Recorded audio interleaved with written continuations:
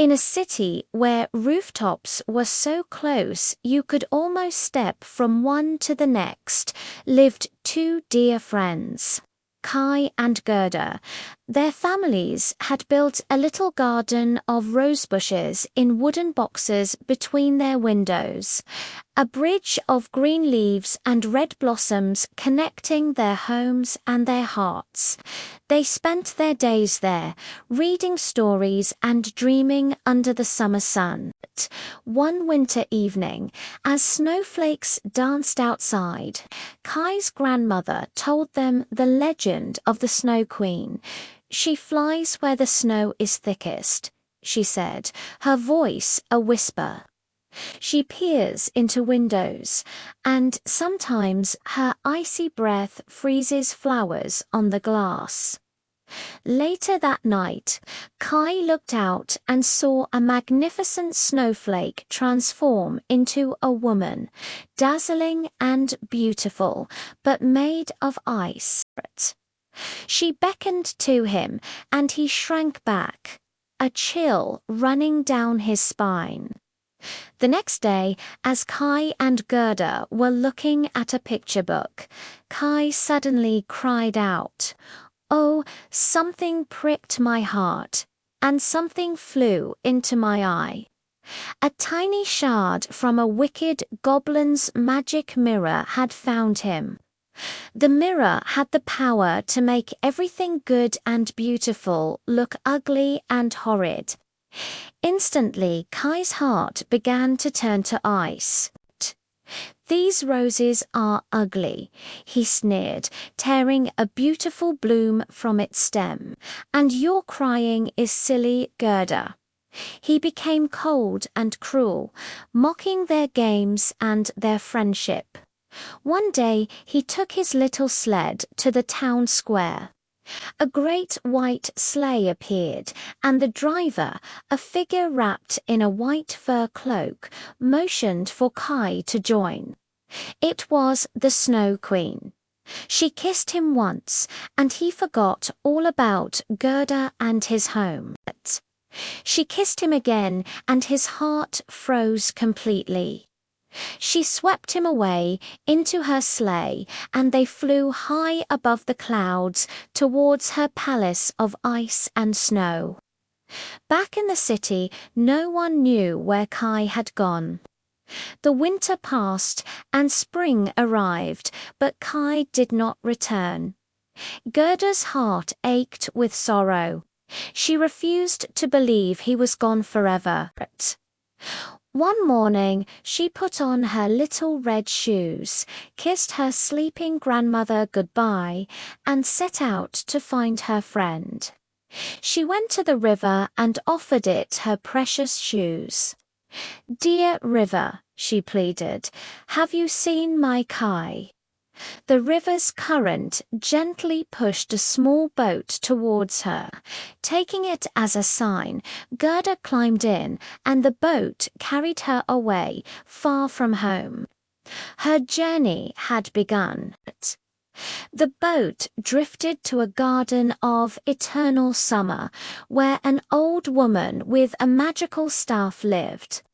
The woman wanted Gerda to stay and forget Kai, so she combed Gerda's hair, erasing her memories, and made all the rose bushes sink beneath the earth so they wouldn't remind her. But one day, Gerda saw a single rose painted on the old woman's hat. Suddenly, everything came rushing back. "Kai!" she cried. She ran from the garden, back into the wide, lonely world. Autumn had come and gone. Winter was setting in. Gerda was cold and tired, but she pressed on. She met a clever crow who told her a princess had recently married a prince who looked just like Kai. Gerda's heart leaped with hope.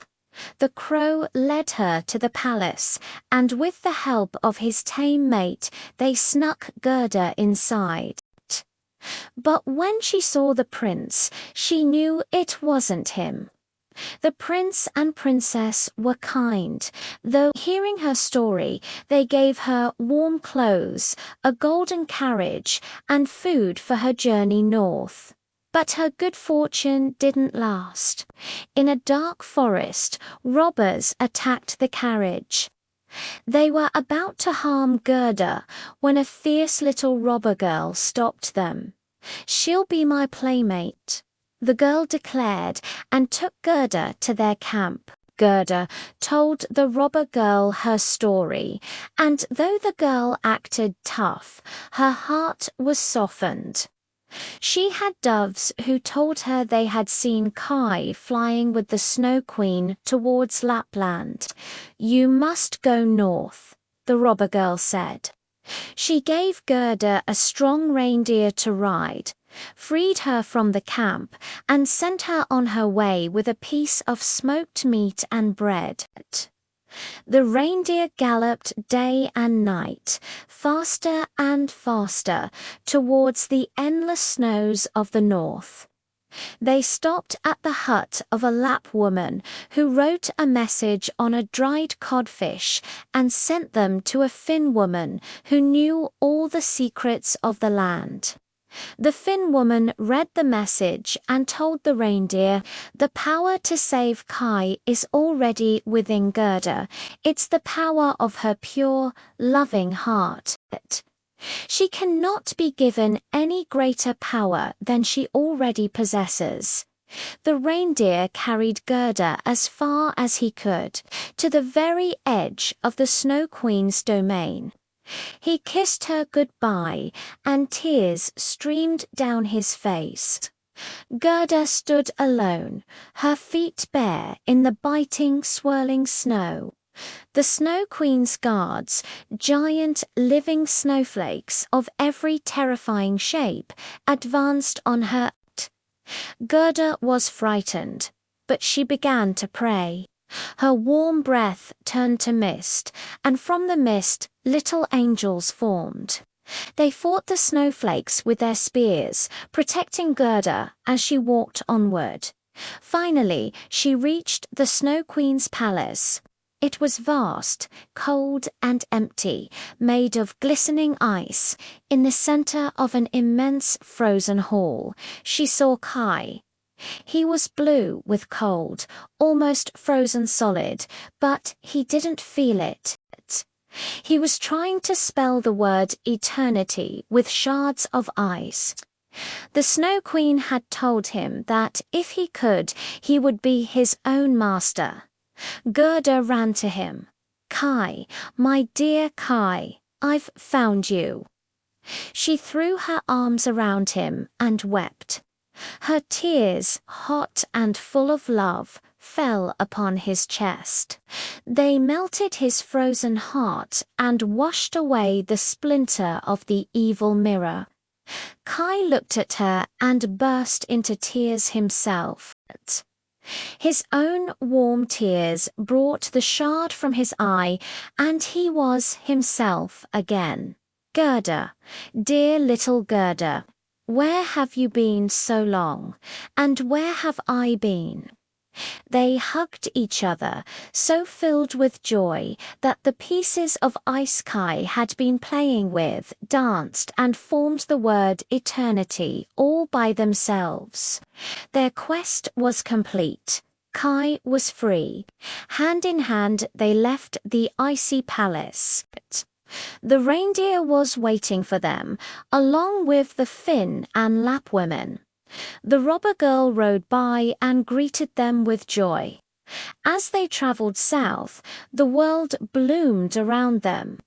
The ice melted, flowers blossomed, and the birds began to sing. They arrived back at their city, at their old home. Everything was the same, yet different.